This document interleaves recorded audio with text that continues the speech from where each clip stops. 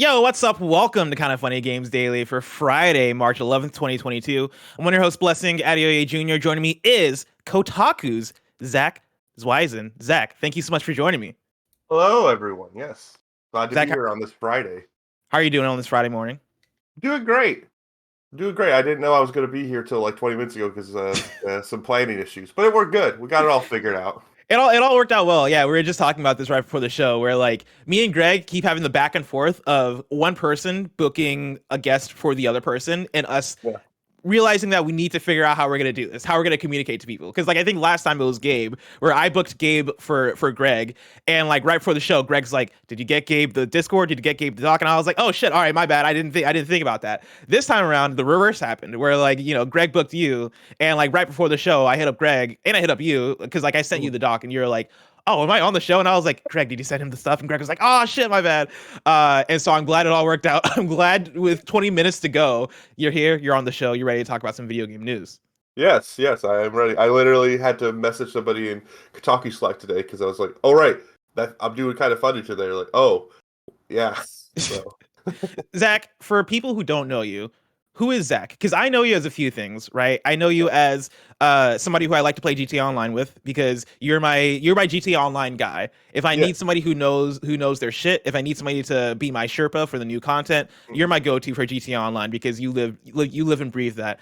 I also know you as the weekend editor for Kotaku, who does the out today portion of our show that we yes, always pull from, right? Because you have the This Week in Games article that you write for Kotaku, which in my opinion is the most consistent and extensive list of games that are coming out from week to week, except for the last 2 weeks, which we can talk about because you've been missing for good reasons, right? You're out there yes. on vacation and you're also on strike. And so, very good reasons for Out Today not to be available for the last 2 weeks. But for the people who don't know you, who are you? How would you describe yourself?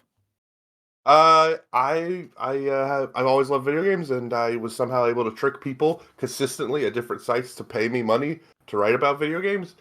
And then I was able Oh, to yeah. trick the former EIC of Kotaku, Steve Totillo, into giving me an actual job to write about video games. Don't know how I did that, and that's where I am today. Yeah, I'm a GTA, I guess, expert. I don't like saying that, but yeah, I I mean, guess you that. are. Like, that's Yeah, the thing is, GTA Online is so complicated. And for me, I yes. put in, I think last time I checked, right, at least 500 hours, 500 something hours into GTA on Jesus. PS4. And that doesn't include the amount of time I spent on PS3 playing GTA and Uh, GTA Online. And I still don't know shit. I Like, I think still come to you and I'm like, hey, how do I do certain things? yeah, I think last I looked, I'm at 17 days. Jeez. Somebody, So somebody in chat convert that to hours. yeah, somebody convert that to hours and then don't tell me.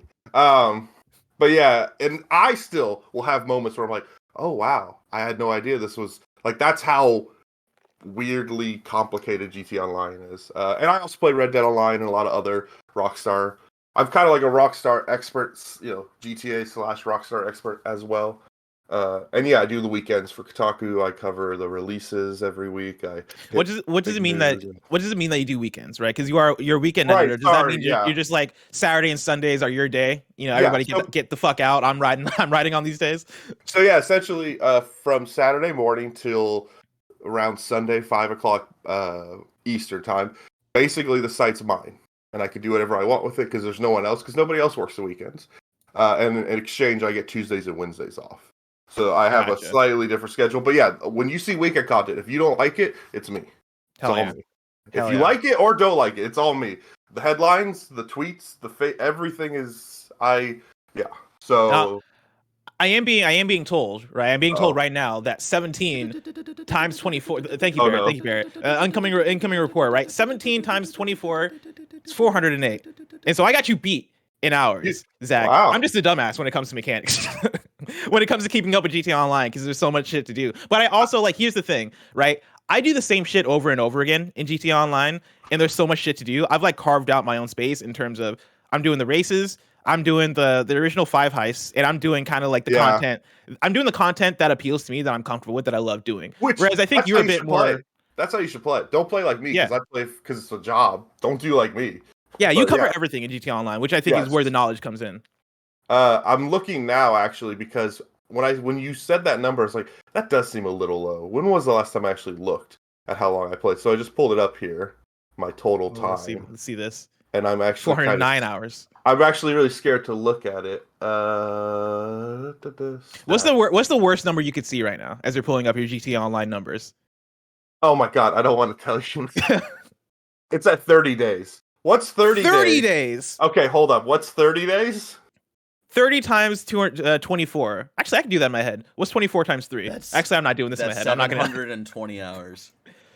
720 hours in GTA. And that sounds about right. That actually sounds way better. I'm sorry, Zach. I know you didn't want to know the hours, but I had to tell you.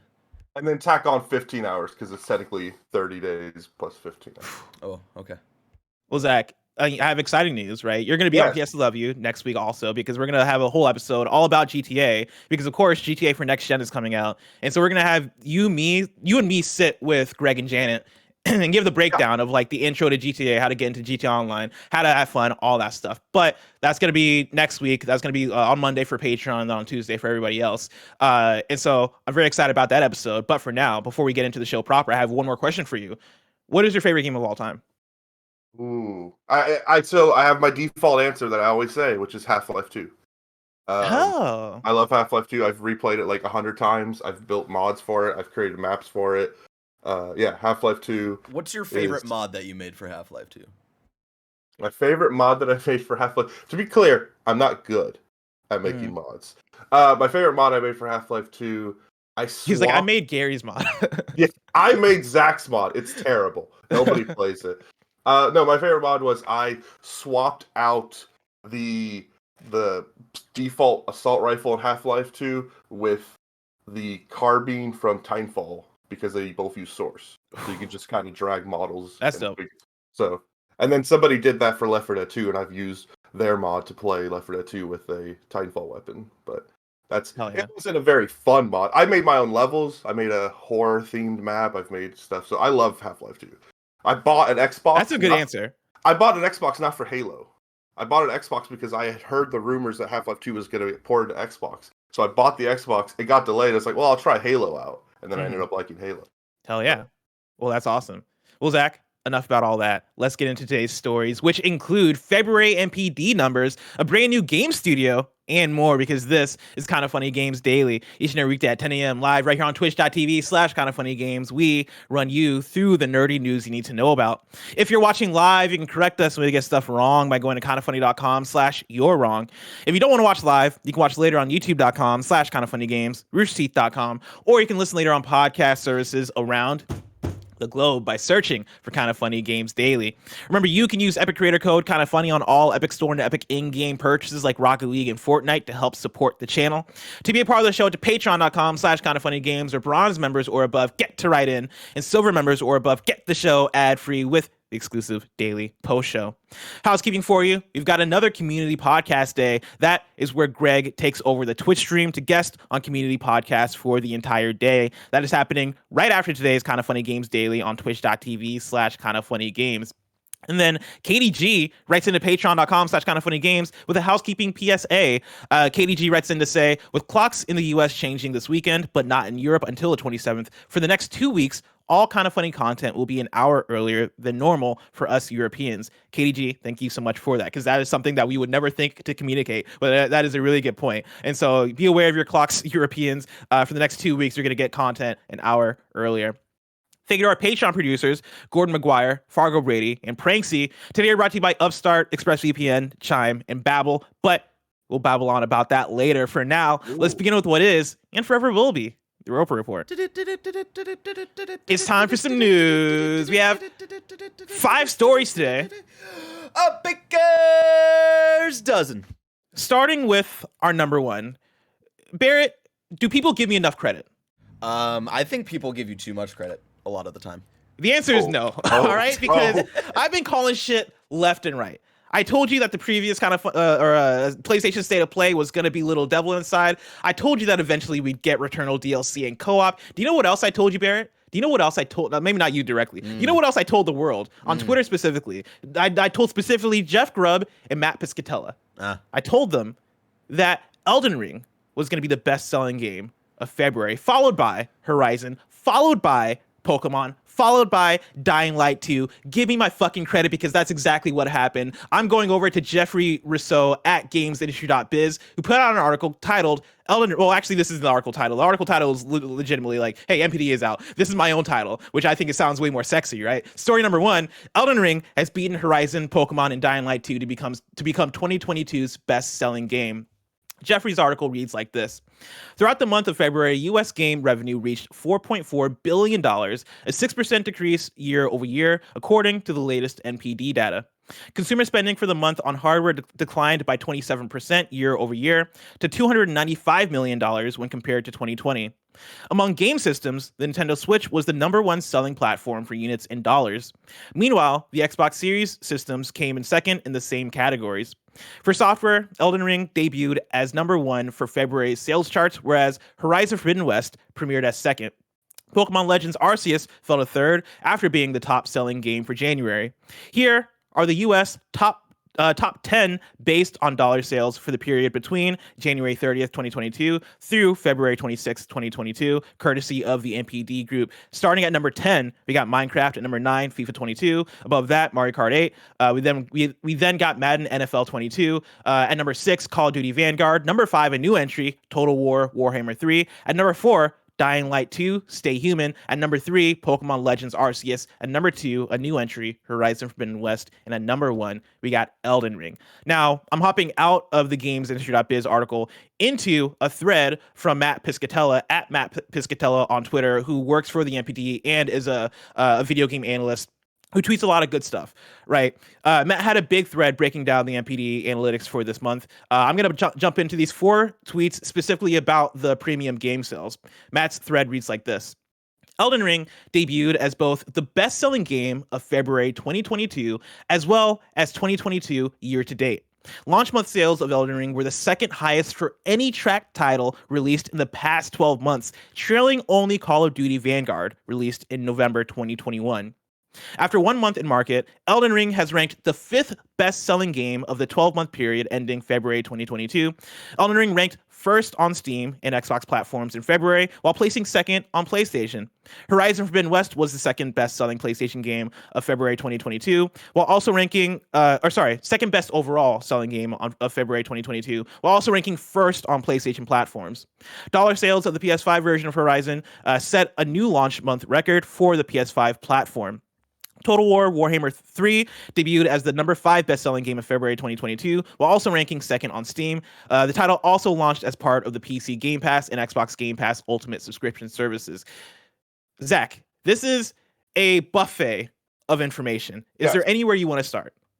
I mean, the first place I want to start is that what a wild transition Elden Ring. Like, look at Demon Souls, which was kind of this cult thing that you couldn't convince anyone to even play. It really was like, and now Elden Ring it's punching Call of Duty in the sales chart. It's actually up there with Pokemon. I never expected that. Like, crazy. And the other thing is, it's wild to think that, and maybe I'm wrong on this, Elden Ring was only on sale in February for 4 days?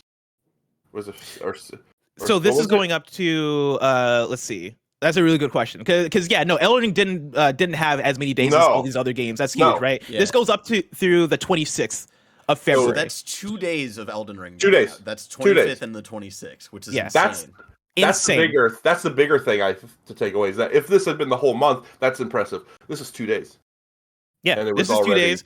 Compared to, and like to give more context, right? This is 2 days compared to the over a week I think that Horizon had, and then also when we're talking about Pokemon, we're talking about a game that came out at the end of January, right? Yeah. And so that's not counting launch Pokemon sales, which we know were enormous, but that is, that launch removed, that is most of Pokemon's life cycle right there for Legends Arceus, right? That had a month to gestate and gain all those sales as well. And so that's why, in a traditional month, or not a traditional month, in a month where Pokemon launched in the same period as these other games, I would have said that Pokemon would have been number one. And you have to always remember too is that Nintendo, and I see even here that Dying Light 2 digital sales were not included, right? And that's like a famous thing with Nintendo. Like, they never count digital sales for whatever reason. So I can only imagine of like how many more people like are like dedicating themselves to digital only for the Switch. So that's a interesting thing. That's To Oh, think true. for about. sure.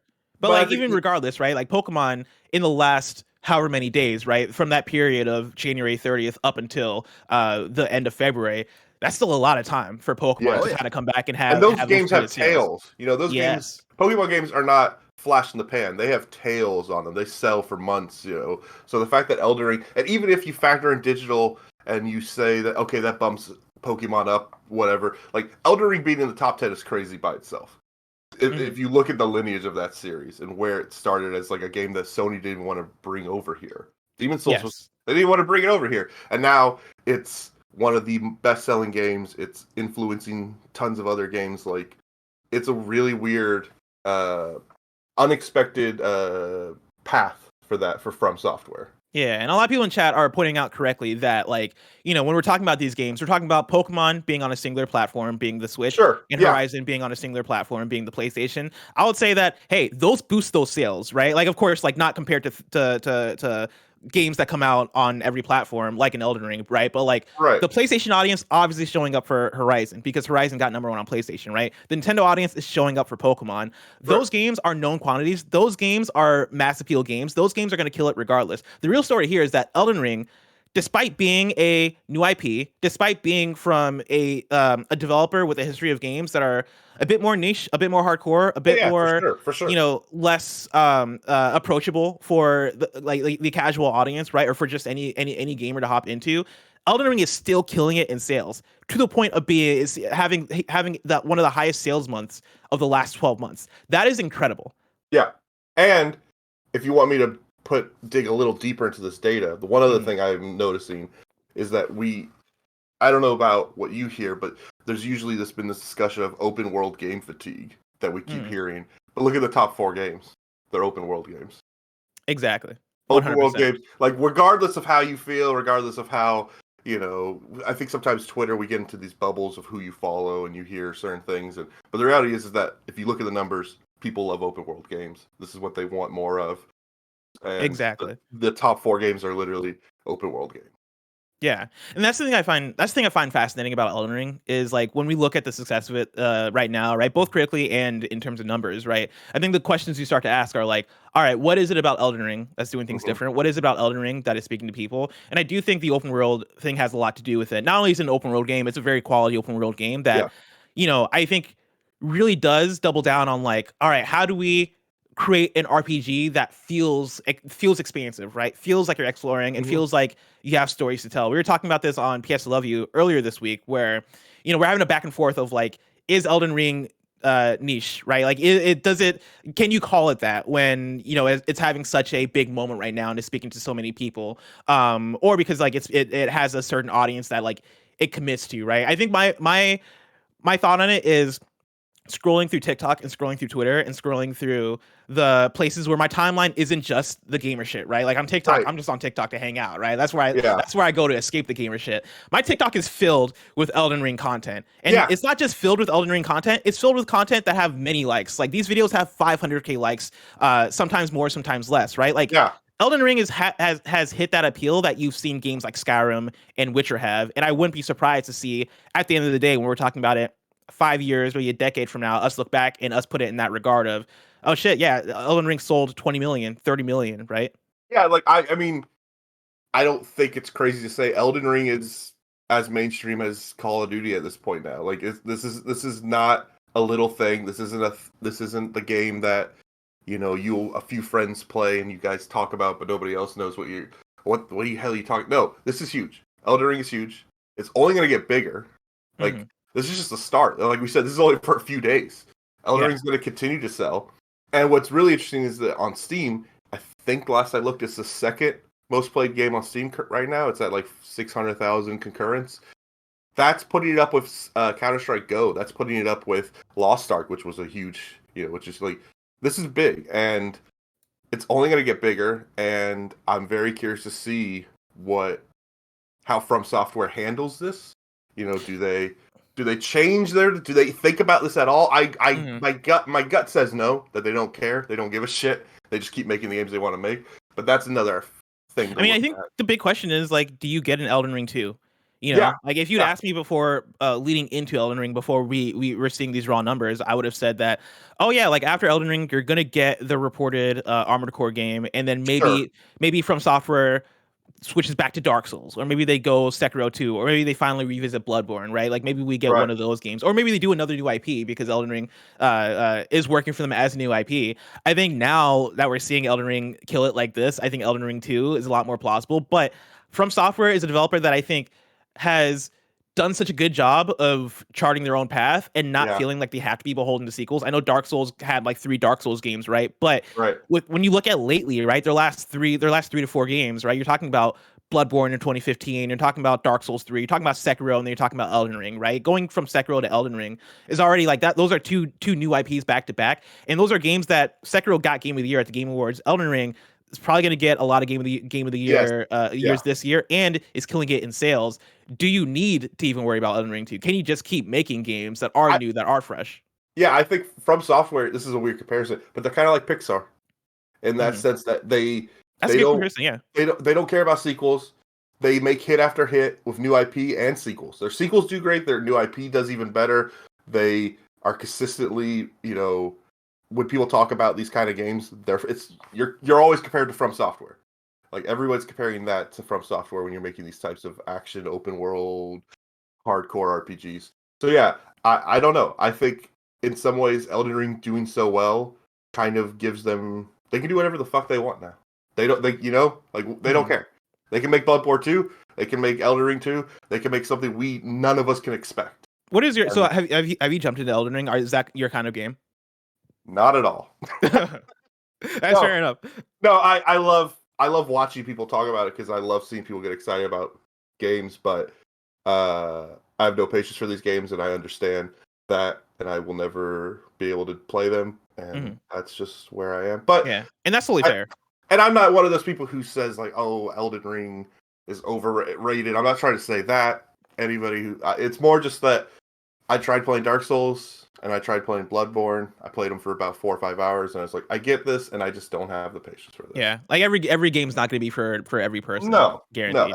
Yeah. and it's not even hard or easy for me. It's literally just I don't have the patience for this. Like Mm. I died to a boss fight twice in a row. I'm like, fuck this. I don't want to do this anymore. I just want to kill him. I don't want to have to like learn and get good. I can't do that. I'm not Yeah.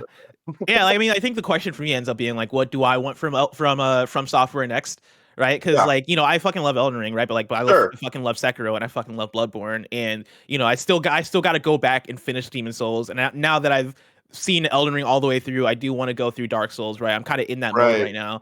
But in Do you terms of what I want? want, I was go gonna for it. ask. Do you want another open world From Software game, or do you want them to completely surprise you again? Do you want them to go a completely different direction? That's a really good question. I think what I like about From Software is that they continue to surprise me. Mhm. The things that I love about Bloodborne are different from the things that I love about Sekiro, and the things I love about Sekiro are different from the things that I love about Elden Ring, right? Like I love Bloodborne for the world and the lore, and I love it Right.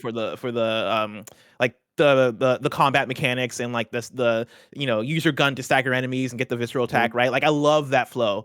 Whereas Sekiro, I'm all about the rhythm of it. I'm all about the boss fights. I'm all about how good and pure and fast and swift the combat is, right? But for Elden Ring, I do like the open world exploration, and I like that feeling of power when I'm able to make a build for my character that feels totally unique for me, right? And I think From Software, the thing they've mastered is being able to lock in on what they want to be special about a game and totally Yeah. carry it through with an amazing amount of quality. So in terms of what I want next, I don't know if I want them to revisit open world eventually. I don't know if I need that super soon, Okay. right? Like I'm down. It seems like the next thing is going to be Armored Core, and I'm excited to see what they do for that. That might speak to me. It might not speak to me because I've never been an Armored Core person, but I'm excited to see what the modern day version of From Software does with that. And at the very least, I'm gonna check that out for sure. After that, I kind of want them to I want them to do fresh shit, right? Like, Yeah. and that could be in the case of, hey, now let's revisit Sekiro and make another Sekiro that is capitalizing on that swift combat or something brand new, right? I don't need them necessarily to keep doing open world over and over again. I was gonna ask. I know the internet wants Bloodborne 2. Hmm. Would you be okay with Bloodborne 2 if it was an open world if they took their foundation they have here and they're like, let's try to take Yes. some. The answer Yeah. is yes. Okay, I would so fucking love that. Yeah. so yeah, I think that's what I mean though. Like From Software's in a great spot. Like you're literally gonna play Armored Core, and you don't even really have any interest in Armored Core. You have no Mhm. like. I actually like the old games. I play a lot of those. But you're gonna play this game entirely based on From Software.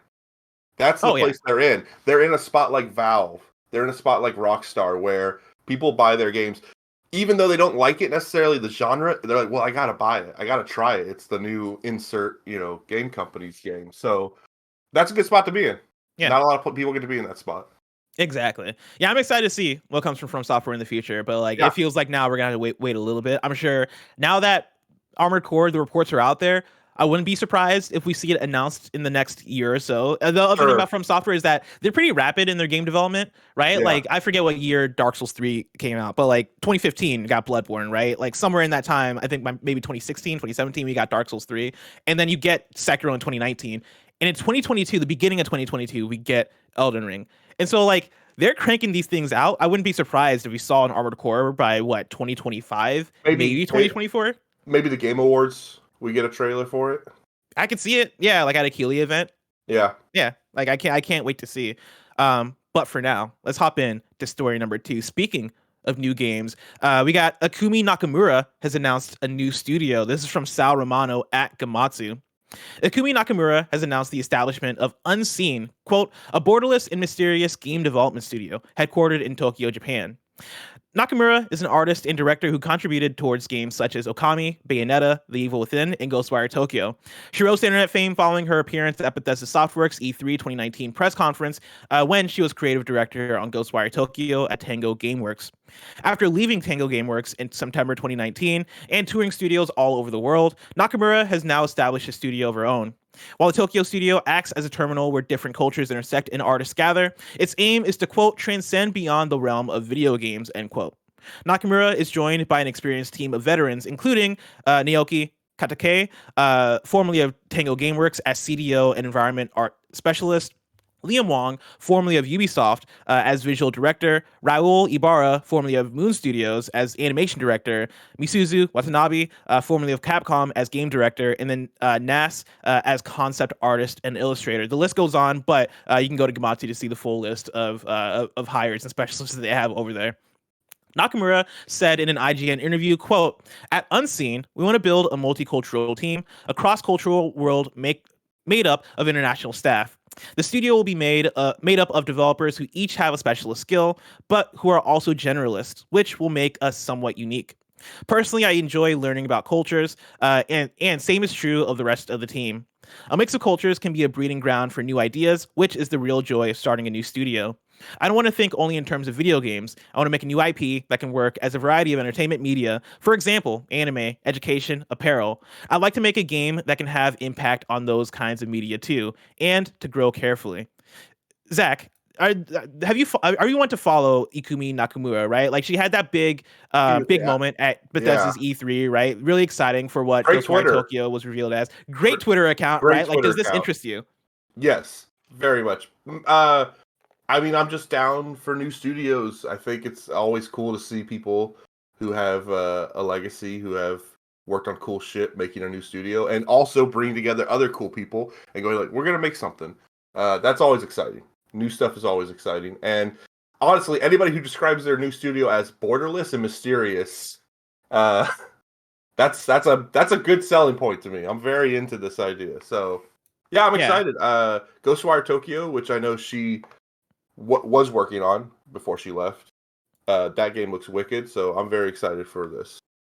Yeah. Yeah, I'm right there with you, right? Like it's interesting when it is folks that it's hard to nail down what the track record is. Like Ikumi Sure. again has worked on cool ass games, right? Okami, Bayonetta, Evil Within, and Ghostwire Tokyo, and I believe she was working a lot under what's his name from Platinum Studios, the dude who has the wild Twitter account that blocks everybody. She was working under him. Yeah, yeah, Kindoffunny.com/ you're wrong. Kamiya, thank you. Yeah, she was working yeah. under Hideki Kamiya for a lot of time. And so like she has that bolstering her up too. And like it seems like she's well liked, right? Like Hmm. I'm very curious on what this ends up being because it's in that weird space of all right, like I'm not seeing you lead a game in this way, but you have a cool team, right? You have people from Tango, you have people from Ubisoft, Moon Studios, Capcom, right? It seems like you have a banger crew. Yeah. You're going for something interesting and different for the people you are assembling, right? Like again, she mentions that she wants to build a team that is filled with people that have different skills and is cross cultural, right? Like has people that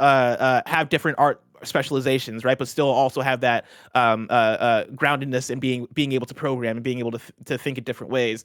I think it's fascinating, and I'm very excited. And I wonder if we do get something that does fall in line with the Tango Gameworks style of games, which you know I compare to like a Resident Evil style type of game, right? Like I wonder if she makes that. I wonder if she makes a Okami type game, right? Like sky's kind of the limit in terms of what she can do here. Right. That's the exciting thing is that your first big IP at a studio like this, especially a studio that seems to have, like you mentioned, the bangers in terms of the crew there, and you know, she has this momentum from 2019 from that E3 thing, so people like her.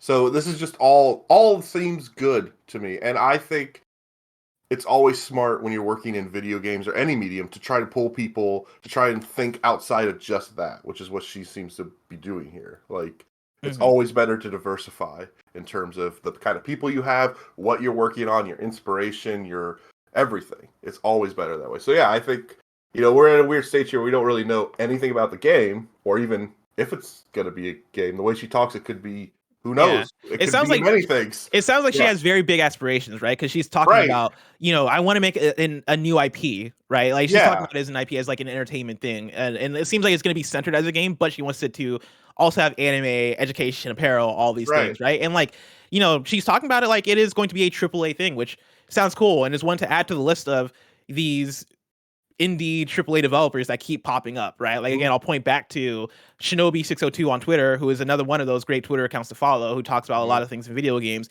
He had a thread that he tweeted out in beginning of February that was like, hey, we've seen a lot of independent studios that are working on big AAA games, and he goes down the list of like, you got, you know, That's No Moon, right? Which apparently is a Star Wars reference that I've never heard of. Yeah, Striking Distance. Stop it. I wasn't gonna who say says that? That's No Moon? To be clear, I wasn't going to say anything. I was being nice. But yeah, that is a very... Come on now. It's Zach's with me. Again, you can't have a million quotes from one movie franchise and expect me to know them all.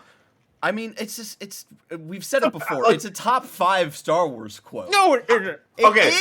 It's from the original movie. It's like one of Obi-Wan's most iconic. That's No Moon. Are you fucking insane, Blessing? Well, first off, Barrett, I just spilled coffee everywhere, so keep ranting as I go. Good. Go clean it up. I'm glad you spilled coffee everywhere. You fucking dork. Is this karma? Was that karma? That was karma for him. Okay. Jesus. As I love Star Wars, huge Star Wars fan. I have like way too many Lego Star Wars sets out there and all that. No. But I don't think I would call that a top 5 quote. Personally, I think it's like top 10 maybe. But sure. It's Oh, it's everywhere. It's I all over. I'm forcefully. It made Blessing. Did you just use the dark side of the Force to like? I don't know what Barry did, but it was powerful. I felt it from over here. Yeah. Oh god. Well, I hope your desk is sticky for weeks now. Oh no, I'm gonna have to clean. I've had like an unlucky 12 hours. I don't know if you guys have seen the 2 band-aids I have on my finger. Oh. I've had like I don't know who cursed me in the last 12 hours, but shit's not been going well. After seeing all that, I am gonna say that it's totally a very popular quote, and I'm never going to cross you. I'm never going to cross anyone here. But yeah, like you have again, That's No Moon, right? You have Striking Distance, you have Gravity Well, you have Kojima Studios. Kojima Studio, that's a really good one to throw out there, right? Kojima Studios would be in that. You have Deviation Studios. The list goes on in terms of these indie studios that are making these AAA games, and I'm very curious to see what the fruits of that are, because of course, like some of them are going to come out as duds, right? But like I'm excited to see how many of them come out, and it's like, oh shit, you know, this team has talent, this team has the stuff, right? And like it excites me because it feels like we're about to enter an age where we're not beholden to these big publishers for AAA games, right? It's not just going to be us waiting for, okay, what's Ubisoft working on? What's Square Enix working on? What is PlayStation first party or Xbox first party, right? Or like, it doesn't feel like we're going to, you know, we're going to have to get games from those same folks and have that same quality, right? Like, I like the idea of being able to have a spread of different creative ideas and different qualities. It's important now more than ever because I don't know if you've seen the news, but everybody's buying everyone. So it's even Mm. more important now than ever before that we have studios who can produce the big AAA, AA, whatever you want to kind of call it, experiences that are separate from these corps that are buying everyone up. So yeah, I think it's Exactly. even more important when you look at it like that. So, and it seems like that's the pipeline. You know, stuff gets bought up, the creators kind of leave, they start their new studio, and unfortunately, it's probably likely a few of these will get bought up in a few years. And Yeah, I mean, you and know, you're seeing a lot of them. Here's what I hope, right? Because I think we're already seeing some of it. Deviation, God, I always get them mixed up. Either Fire Sprite or Firewalk. One of the two. there's a lot. Haven Studio, right? Like they're Mhm. partnering with PlayStation. And so like I like the idea of that because that gives them that autonomy still to publish that game under PlayStation and then go on and do their own thing and continue to exist. But it gives them that safety net where if they put their game out and their game doesn't hit as hard as they want it to, cool. Like PlayStation paid for it, and so it's not death. It's for your company, right? Right. It is cool. We get to try again. We get to have another shot, and I think that is it's a way for developers to have security, right? Whether it's that, whether it is putting your game on Game Pass and having Xbox front a lot of money for it, right? Whether it is Epic Games coming to you to put their money put your game on their store, and paying you for that, right? Like I like the partnerships that are happening. It does get scary when it is companies buying everybody, right? Yeah. Companies buying big publishers, but I do think that it becomes exciting when these new indie AAA studios rise and are able to do that separately from that and do their own thing. And I get it. I mean, it's scary to be out there without the money. Like, I get why Double Fine and all these places are taking these deals because, like you said, there's a stability that you get from Yeah. having those companies. So I get it. But yeah, I am happy to see other artists and creators going like, I'm going to give this a shot. And so I hope Nakamura, I hope she has tons of success, and I hope we see something from them soon-ish. We'll see. It'll be a few We'll years. see. Before we hop into story number 3, I want to let everybody out there know that you can go to patreon.com/kindoffunnygames where you can get the show ad free. Am I going to be cleaning my desk during these ads? The answer is yes. And speaking of ads, let us tell you about our sponsors. Shout out to ExpressVPN for sponsoring this episode. If you've ever been on the bus or the train with someone who's taking a phone call on speaker, you know that everyone who can hear them now knows a bunch of their private business. Using the internet without ExpressVPN is basically the same thing, so don't be that person. Did you know your ISP knows every single website you visit, and then they can sell that information to ad companies and tech giants who can use that data to target you? Well, ExpressVPN creates a secure encrypted tunnel between your device and the internet so people can't peep in on your online activity. The best part of it is how easy it is to use. You just fire up the ExpressVPN app and click a button on any device. I've been using this forever. Kind of Funny's been staying safe on the internet with ExpressVPN, and they're right. It could not be easier to use. Secure your online activity today at expressvpn.com/kindafunny and get an extra 3 months of ExpressVPN free. That's expressvpn.com/kindafunny. expressvpn.com/kindafunny. Shout out to Upstart. If you've got multiple credit card balances each month and are getting by just paying the minimums, barely making a dent into your credit card debt, it can be pretty dang discouraging. Upstart can help you pay off your existing debt quickly so you can feel like you're finally getting ahead. Whether you're paying off credit cards, consolidating high interest debt, or funding personal expenses, over 500,000 people have used Upstart to get one fixed monthly payment. Upstart knows that you are more than just your credit score and is expanding access to affordable credit. Unlike other lenders, Upstart considers your income and current employment to find you a smarter rate for your loan. With a 5-minute rate check, you can see your rate upfront for loans between $1,000 and $50,000 and receive your funds as fast as one business day after accepting your loan. Find out how Upstart can lower your monthly payments today when you go to upstart.com/kindafunny. That's upstart.com/kindafunny. Don't forget to use the URL to let them know that we sent you. Loan amounts will be determined based on your credit, income, and certain other information provided in your loan application. Go to upstart.com/kindafunny. Shout out to Babbel for sponsoring this episode. There's nothing worse than traveling abroad and looking like an idiot because you didn't bother to learn the slightest bit of the country's language. That's why Greg Miller has been using a little Babbel to learn French to speak to Genevieve. Babbel is the addictively fun, fast, and easy language learning app that has sold more than 10 million subscriptions. Babbel's 15-minute lessons make it the perfect way to learn learn a new language on the go. Other language learning apps use AI for their lesson plans, but Babbel lessons were created by over 100 language experts. Their teaching method has been scientifically proven to be effective, and you can choose from 14 different languages like Spanish, French, Italian, and German. Plus, Babbel's speech recognition technology helps you to improve your pronunciation and accent, which has been helping Greg Miller be able to communicate with Jen's extended family. Right now, when you purchase a 3-month Babbel subscription, you'll get an additional 3 months free. That's 6 months for the price of 3. Just go to babbel.com and use promo code KINDAFUNNY. That's BABBEL.com, code KINDAFUNNY. Babbel, language for life. And shout out to Chime. Kick off 2022 with a better checking account with no monthly fees, no overdraft fees, no foreign transaction fees, and no service fees. Get all of that and then some with Chime, an award-winning app and debit card. They've also got over 60,000 fee-free in-network ATMs all over the place, like at most Walgreens, 7-Elevens, or CVS's. You can access your money when you need it, where you need it.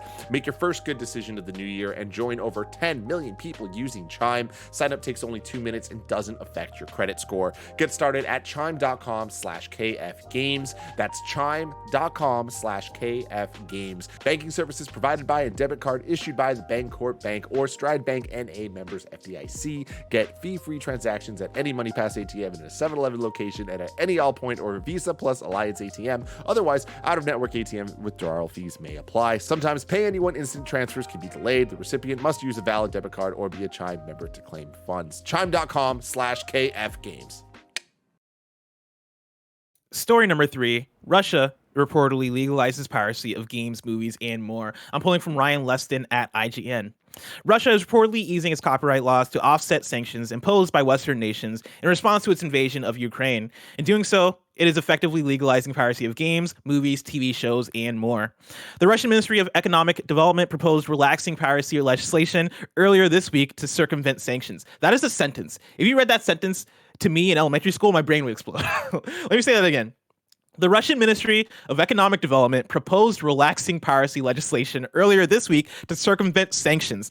Quote, the possibility of lifting restrictions on the use of intellectual property contained in certain goods, the supply of which to Russia is limited, is being considered, said the ministry. Quote, this will smooth out the impact on the market of breaks in the supply chains, as well as a shortage of goods and services that arose due to new sanctions of Western countries, end quote.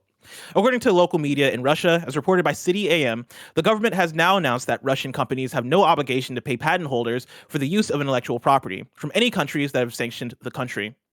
This has effectively legalized piracy across the nation. The move comes just days after Twitch suspends payments to Russian streamers. They've also introduced new rules to stop the spread of misinformation, allowing Twitch to take action against accounts deemed to be spreading false info, such as the video game footage being passed off as real-life war footage. Additionally, Microsoft, Sony, and many more gaming and entertainment companies have suspended sales of games and hardware across Russia. In doing so, the companies have answered a call from Ukraine's deputy prime minister, who asked all game developers to temporarily end support in Russia and Belarus. This is kind of the ongoing story of what's going on in Russia with, like the story mentioned, right? The deputy prime minister having the call of like, hey, Microsoft, Sony, like big game companies, cut off support from Russia because to put pressure on them, right? And it seems like the call was answered, and this is now the response from Russia, which is, hey, okay, cool, legalize it, I guess, or right. Legalize like pirating shit, I guess. This is one of those interesting ones where it is that meeting of very real world news with video game news. But Zach, do you have any thoughts on this? Yeah, I think it's a bad sign. It shows that Russia they're in it for the long haul. This is not like they're planning to live under these sanctions. They're planning to deal with these sanctions. So for anyone out there who was hoping the conflict with the Ukraine would end, that the bombings and all that would end anytime soon, this is a bad sign for that. Mm-hmm. This is Russia basically saying, nah, and that's bad. Yeah. This seems like kind of the natural progression. I think this could have been predicted to some extent of them going, all right, you're going to cut off support of all this stuff. Cool. We're just going to allow our folks to pirate it. this is one to keep an eye on. You know, like I do think there is still value in these big companies cutting off that support, right? Cutting off supporting their programs in Russia, right? I think it does still add pressure. It does still like it is kind of an attack on the economy, and it also does help with the messaging of like the misinformation that goes around through the citizens of Russia via whether it is Twitch streams, whether it is propaganda on the internet, all that stuff, right? Having these actual companies come through and be like, actually, no, like we're not supporting this. No, like pay attention. Like this shit isn't the way you think it is, right? I think that still holds valuable. And Barrett here has brought up, right, the Tiltify link to Kind of Funny's Tiltify page for hashtag Hope for Ukraine, where you can go. We've already raised $5,403 toward Hope for Ukraine, which helps benefit those that are over there suffering. And so if you have the chance, if you have the opportunity, definitely go check out that link. Jared, do you have the link that people can go to? It's just kindoffunny.com/Ukraine. Perfect. Yeah, head over there, make your voice heard, and go support. Story number 4. Xbox is having an indie showcase next week. This is from Ryan Dinsdale at IGN. Ryan Dinsdale, the Dinsdale Dimmadome. Ryan writes this: Xbox is hosting a new id at Xbox indie showcase on March 16th. Xbox announced the stream in a blog post saying it'll include a number of new game announcements and updates for current releases. The showcase will take place on March 16th at 10 a.m. Pacific time. Xbox's post reads, quote, "We'll be featuring updates, new trailers, and gameplay from Finji, which is Tunic, and Whitehorn, which makes Lake, as well as the first game from I Am 8-Bit's brand new publishing label. Fans will also get the chance to see the latest and hear from teams working on Shredders, Roblox, and some new games that you need to tune in and to see," end quote. Xbox hosted their indie showcase last March to promote its id at Xbox development program, or ID at Xbox, actually. I keep thinking id Software, but ID at Xbox development program, and its showcase last August included a ton of announcements, including news on Stardew Valley, Ollie Ollie World, and RPG Time. Zach, is this one that excites you? It sounded like earlier you're a big Xbox person.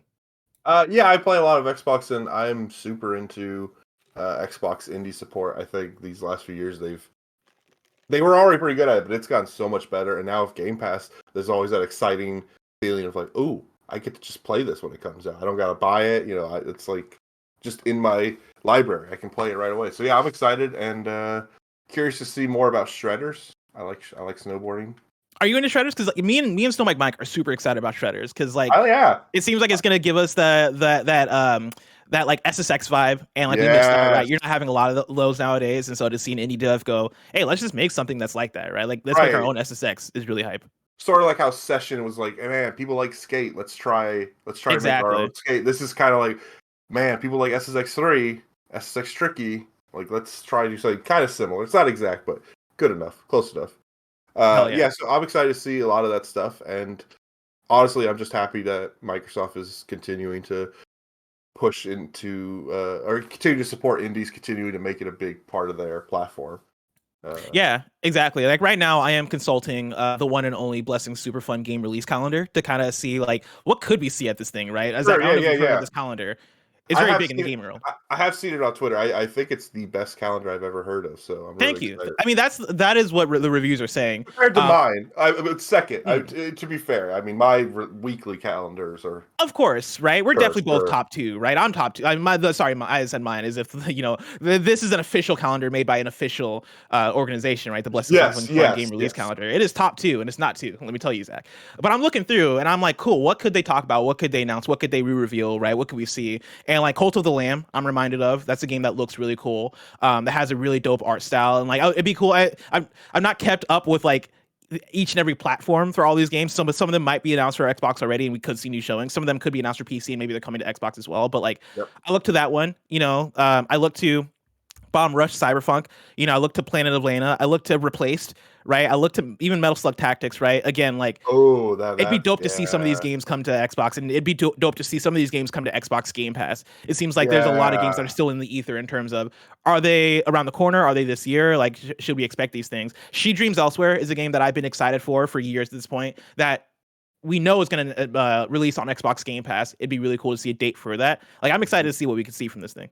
And of course, it's always exciting to get that brand new game that nobody knows. You're like, whoa, what's this thing? You know, so yeah, I'm definitely interested in that. Do you have any predictions or hopes? for a game? I know you said Shredders. Do you have anything else? I don't know if I have a prediction. I am curious to see. It mentions the folks that made Lake, and Tunic are gonna have new gameplay there. So I'd be curious to see what that is, because I liked Lake, and Tunic seems cool. So yeah. Yeah, and Is Lake the Lake is the? Oh, sorry. No. Talk about Lake. Oh, I was gonna ask, because like Lake, I know is the narrative game where you play as like what a male person delivering mail. The way I describe Lake is it's a Midwestern version of Death Stranding set in the 80s. Because basically you're delivering packages to people and you're learning about them as you do it. So it's cool. Is that the type of game to receive an update or DLC? Oh, that's a good point. Maybe they do like a new neighborhood, like a new that you could go visit. The new neighborhood drop.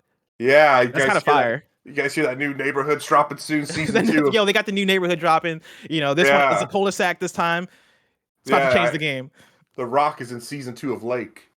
He's driving the Yeah. No, so maybe that's a good point. Yeah, that could be what we see. So, the one I'll throw out there that I want to see. This isn't a prediction. This is more so just a hope, because I really want to see more of this game. Somerville.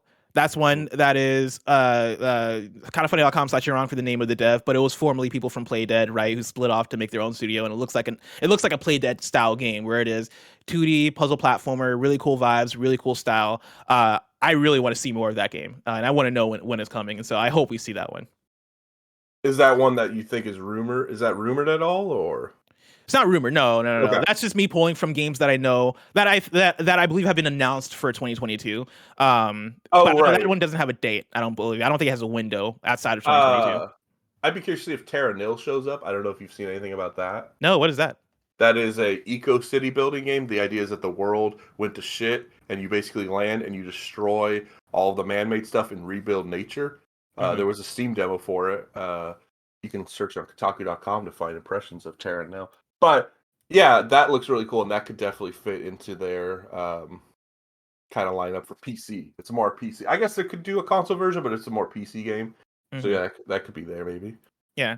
I'm really looking forward to this. I feel like Xbox has been knocking it out the park with these ID at Xbox showcases, and I think part of that is them managing expectations. I know we're coming off the State of Play where I keep trying to set expectations for myself and others of like, guys, State of Play is going to be low key. It's not going to be super exciting announcements. It's going to be one or two things that you take away and you go, oh, that's cool, and then the rest of like random games that you're probably not going to play, right? And so for me, I came out of that State of Play being like, oh, cool, we got Returnal DLC, and like I'm fine with it, right? And I think ID at Xbox for these streams do a good job of being like, hey, this is gonna be a bunch of indie games. Show up if you want to. It's gonna be a long ass stream. Hang out and have fun. We're not gonna show you the new Perfect Dark here. Like they're very good. They're good with their marketing on that, or like how they. One more thing is Cuphead, Delicious Last Course. We got that re-revealed, and we know that's coming in June. It'd be cool to see like gameplay of a new boss or something like that. Make Setsuka's the Netflix show. Oh yeah, good timing. Yeah. Have you seen the Netflix show? I have not. Is it good? I love it. I'm like halfway through it. I've been slow burning it, but I love it because the episodes are super short, right? It's like 15-minute episodes. It feels like half an episode of SpongeBob or something like that, right? Like it's that kind of length, and it's goofy. It kind of has those like Ren and Stimpy vibes, like the early 2000s, late 90s kind of. And that's why it reminds me a lot of SpongeBob, because like SpongeBob really spun off of that, like them making like really weird, grotesque faces and stuff like that. Like it feels like a SpongeBobified version of Cuphead, but it still fits of what Cuphead is, which is really impressive with what they did. You've both have sold me on the show much more than. Because I was like, Cuphead's cool, I guess, and it looks neat. But now, short episodes, Ren and Stimpy, SpongeBob, like I'm like, okay, I'm interested now. I would like to watch this. Really quick, Bless. Someone was pointing out, I forget who in the chat, with Finji. They also, it's not just Tunic. They also like had, I think, like PR for Chicory: A Colorful Tale and some other games like that. And Chicory recently came to Switch. So there's a possibility that it could come to Xbox platforms as well soon. Yeah, that made a lot of sense, honestly. I could see that for sure. And that'd be a really dope one to get.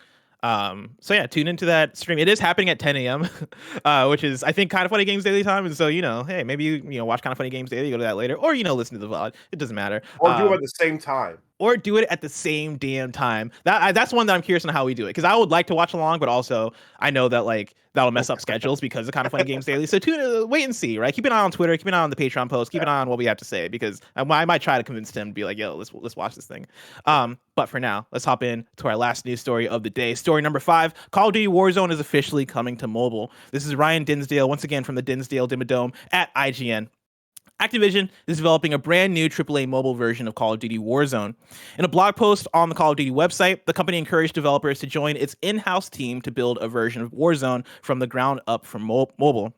As the game isn't just a straight port, and Activision is still hiring developers to make it, Warzone on mobile likely won't see release for a while yet. Quote, this large-scale battle royale experience is being built natively for mobile with cutting-edge technology designed to entertain gamers around the world for many years to come. I don't know why that made me giggle a little bit. End quote.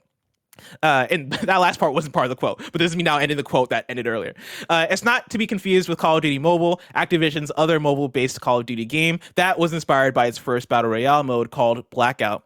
Warzone will be developed at Activision's internal studios compared to the current mobile game, which was made by Chinese developer Tencent. So there you go. If you're a big Warzone person, there you have it. I find it, the one thing I find interesting, because I'm not like a big Call of Duty Mobile or Call of Duty Warzone person, I do find it interesting that they put out the announcement in the post because they want to hire on people to work on it. And maybe it is like a, hey, they have to do it at some point, but I do feel like the timing on this one is pretty poor with all that's been going on with Activision Blizzard. Like if I saw that job post and I worked in the games industry, I'd be like, I don't know if I want to work at Activision right now. It seems like there's a lot of bullshit happening, but it also seems like this is now the go-to because the games industry, in terms of like the development side of it, is seeing kind of a lack of workforce, because you might just not make as much money working video games as you would in tech or any other similar field. Because we've seen like a lot of new games now announced this way, where it is, here is Splinter Cell. Also, come work to or come join to work on Splinter Cell. Yeah, would you like to help us finish this game? Like, we're seeing a lot of games announced like that. And so maybe this was a thing where, hey, we wanted to talk about this in November, right? We wanted to talk about this for the last 6 months, and we're able to put out the job post, and so it was going to happen regardless. Yeah, I look at this and I'm like, ooh, I don't know if I'd want to work for Activision Blizzard right now, but a gig is a gig, I guess. I don't know. Sure, yeah, I mean, you got to pay the bills, but it's weird timing. It's also, like you said, it's kind of become more common. Mm-hmm. I wonder how much of this is pandemic related. A lot of plans have been basically destroyed by the pandemic. A lot of things have been delayed by the pandemic. Work has changed so fundamentally. How you work on a game has changed. So I'll be curious to see what this is, because I do play Call of Duty Mobile. I tinker around with that game because I'm kind of good at Call of Duty, which translates to I'm an amazing god in Call of Duty Mobile. Oh, interesting. There's so many players, and I use a controller, and you can just annihilate people. I go on like 50 kills. That's a good feeling. It's amazing. I'm pure shit at Call of Duty. I'm so bad at that game. But like the idea of coming in and just dominating actually does appeal to me, because like I like playing Call of Duty. I'm just bad at it. The key is a controller. The key, it works perfectly with a controller. I have a setup where I take my phone and I slide it in there, and you'll get 50 kill streaks because you can turn and aim so much faster. I actually play a lot of Call of Duty Mobile, so I'm curious to see what a in-house mobile Call of Duty looks like. Now we do have breaking news. I know I said that was the last news story, but coming in right now, Bear, do the sound, the breaking news sound. Breaking news: Dead Space 3 has been confirmed for early 2023. Dead Space 3. Dead Space 3 remake. Did that already? Or sorry, not Dead. I don't know why I said 3. Dead Space remake. I don't know why I said Dead Space 3. Okay. There's been 3 Dead Space games. The next Dead Space game has been confirmed for early 2023. Sorry about that. I'm very excited about that. Yeah, that comes from at Dead Spaces on at Dead Spaces Twitter, where they put out just a little 15-minute video of just like the Dead Space logo with the phrase "available early 2023." So there you go. You're excited for that? I'm super pumped. I'm a huge I've played the major games, and I also played the mobile Dead Space game, which was like just basically a port of Dead Space 1 with a new character. Very good. I'm super into Dead Space. So hell yeah. Well, Zach, I can't wait to see when we get new footage of the next Dead Space game. Ooh. But a new gameplay trailer is probably just so far away. If I went and was coming out to mom and pop shops today, where would I look? Well, the official list of upcoming software across each and every platform as listed by the Kind of Funny Games Daily Show host each and every weekday is your best spot. Yeah. I was really hoping you guys would do that because I don't actually know it by heart. Oh no, that's fine. I got it, dude. Thank you. I've done the vocal practices, the vocal warm ups. I've done the work. You're I'm like, nailing the you're like jingle every Michael single time. Winslow. You're like Michael Winslow. Exactly. Now, funny enough, you're here, Zach, because this is usually your segment where for out today, I'm pulling from Kotaku, your article, which is this week in video games, right? Where you do the breakdown of here's all the games that are coming out this week. Funny enough, you come on the day where I don't have your breakdown because again, you've been on vacation. There's been a strike going on at Kotaku, and you've not had this post up for the last 2 weeks, and so I've been in shambles. Right, out today's been in shambles trying to get things together, but I do have a couple of games for you. WWE 2K22 is out today for PS4, PS5, Xbox One, Xbox Series X, and PC. And then Craft Hero Prologue, the demo, is now live on Steam. We have one new date for you. Alvo, the VR 5v5 online shooter game, is set to release on Oculus Quest 2 on March 17th. Zach, when is out today coming back? When is the This Week in Video Games coming back? This weekend. Hell yeah. Back. I am back to work. I am no longer on strike, and I am no longer on vacation. So it will be back to its glorious original state. You'll have your huge list of terrible Steam releases and everything else. So now it's time for kindoffunny.com/you're wrong, where you write in and let us know what you got wrong as we got it wrong, so we can correct it for those watching later on youtube.com/kindoffunnygames and listening later on podcast services around the globe. Nana writes in to say Somerville is made by Jump Ship, which is an independent game studio founded around an original IP by Chris Olsey, built in collab with ex-CEO and co-founder of Playdead, Dino Patty. So there you go. And then I think that's it, because we got this, right? Cult of the Lamb has been announced for Xbox, which I already knew, but this is me talking about like stuff that could come back around to be re-revealed, right? Or given a release date, right? Like I think sky's the limit in terms of the info that we can receive at this Xbox event. And then did I get anything wrong? You nailed it. You got nothing wrong. Bam. That's that. And then Nano writes in with Miss News, and I'll give it to Nano. Loodle now supports 6-letter words. Oh. Okay. Appreciate that. Bold move. I wouldn't have called that one. I mean, there are only so many 5-letter lewd words, True. It gives them a bigger space to be creative. Bear, what's your favorite 6-letter lewd word?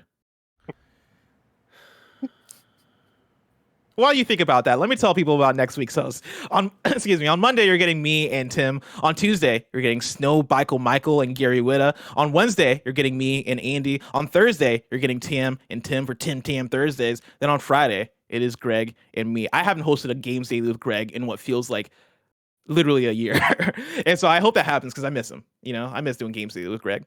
If you're watching this live right now on Twitch, after this, again, is Community Podcast Day. That's where Greg is going to sit down with a bunch of community members to host, guest hosts on their podcast. That is happening throughout the day right here on twitch.tv/kindoffunnygames. Barrett, you figured it out yet? Favorite 6-letter lewd word? Shout out to Price412. This one just made me chuckle. Wiener. Ooh, wiener is really good. That's a good one. I guess really you do nipple. Nipple's a good Yeah, that one, works. right? Yeah. Nipple's a great one. Yeah. I like Mystery Asman is creative here because I wouldn't have thought of this one, but I guess in some context it is lewd, right? Tickle. Oh. Tickling's not lewd unless you do it in the wrong place or the right place. Or the right place. Or the right place. Igloo Squid in chat says pee-pee. Nah. A lot of great suggestions in chat right now. Pee-pee's a very good. Pee-pee is a great one. I'll give you one more. I got one more for you. Okay. Jim Leader Phil in chat says pooper. Pooper. That's a good one. And then the last one I'll shout out because this might be my favorite one. Asshat. Asshat is a great one. Also, yeah. Okay, we gotta continue because chat is actually throwing out a lot of fucking great ones. We ain't got time for that. I think fucking might be a great one. No, that doesn't fit. 5. That's like exclamation mark. 7. Third exclamation mark. Yeah, that is 7. Yeah, that's a lot. That's a lot more letters. Than I write for a living. I write for a living. I should know this. With a fuck with a Y at the end. Oh. Yeah. I see. Orgasm. It's a 6-letter word. Anyway, Zach, thank you so much for joining me right here on Kind of Funny Games Daily. Where can people find your work? Kotaku.com. I'm always there, especially on the weekends. You can also visit Zack.place. That's my main website where you can find everything I've ever done. Unless that's bad, then I don't have it there because I hide it. But yeah, so those are the two spots. And also, I'm on Twitter. ZWIEZENZ. Zweizen. It's long. It's weird. But yeah. But it works out. Zweizen. This is just your last name. It's my last name, first initial for Z. Yeah, I'm on Twitter there. I just hit 2,000 followers. Very exciting times. Hell yeah. Well, thank you so much for joining me here. I can't wait to do PSLV with you so we can talk and hear out all about GTA Online. Again, that is happening next week, Monday for Patreon, Tuesday for everybody. So tune in for that so we can talk all about GTA and you can listen and we can have a good time. And then we're also going to stream some GTA. I don't think Zach will be joining us. Maybe we'll have you on the comms if you want to come through. You're definitely invited. But I think it is going to be me, Greg, Mike, and we'll see who comes through. I'm going to try and convince Janet. Maybe we get Kevin, but we'll have to wait and see on that. It'll be nice because I'll have more than 20 minutes of prep for this one. Hell yeah. Zach, I do want you to spend your weekend just like thinking of like the GTA Online starter. Yeah. All right. I can't wait for you to break it down for us on PSLW. But Zach, this has been Kind of Funny Games Daily. Each and every weekday live right here on twitch.tv/kindoffunnygames. We run you through the nerdy news you need to know about. We have a Patreon post show for those that are subbed at the silver level of patreon.com/kindoffunnygames. So stick around for that. Otherwise, until next time. Game Daily.